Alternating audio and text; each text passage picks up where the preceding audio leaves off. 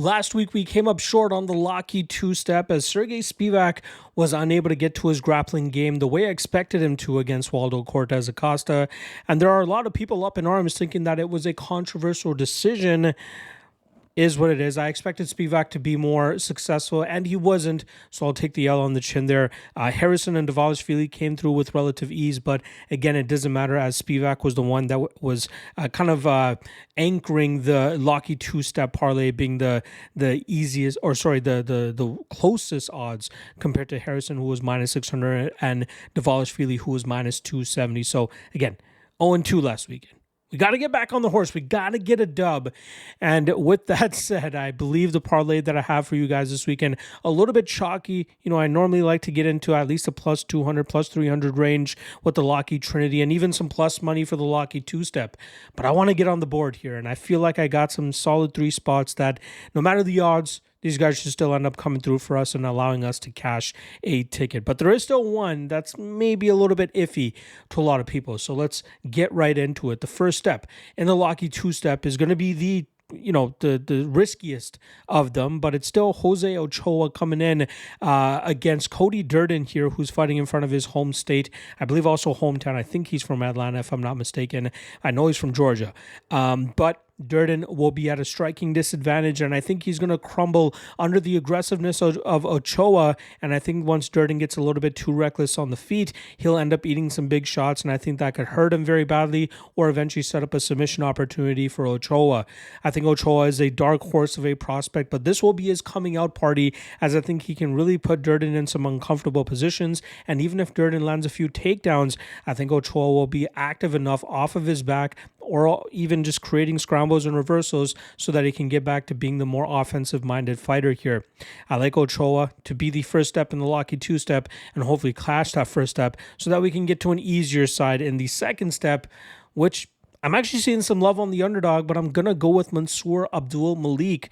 He's going up against Cody Brundage here, and a lot of people are aiming at that fight earlier on in Abdul Malik's career where he got hurt by another fighter.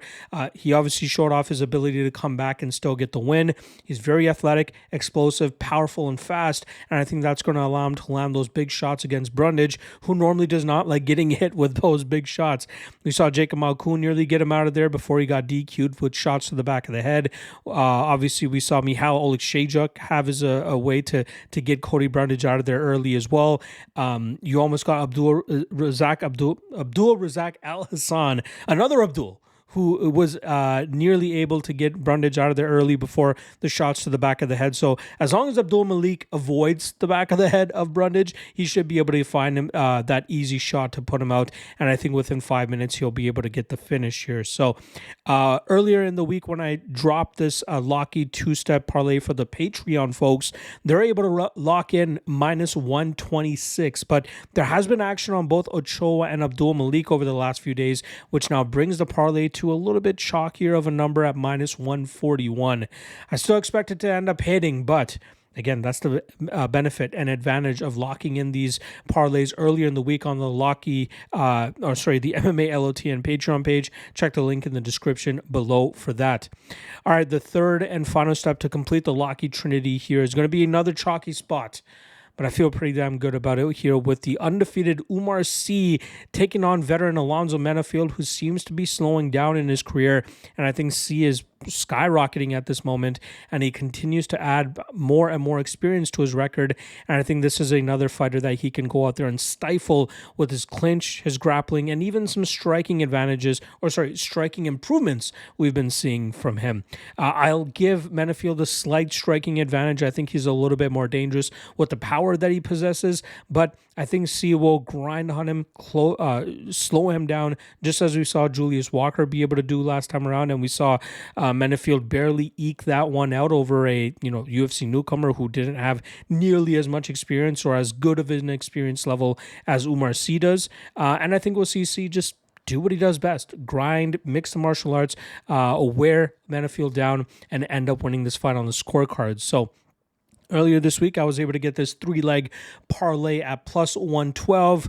Unfortunately, you have to eat a little, well, I wouldn't really call it chalk. It's down to minus 105 now. So again, I like getting plus money. I normally like getting plus 200 for the 3-leg parlays, but I want to get on the board. And I feel like these 3 guys will be able to get us there. So there you guys go. Locky two-step. Locky Trinity. I've already dropped my PFL breakdown, which is probably going down while you guys are watching this.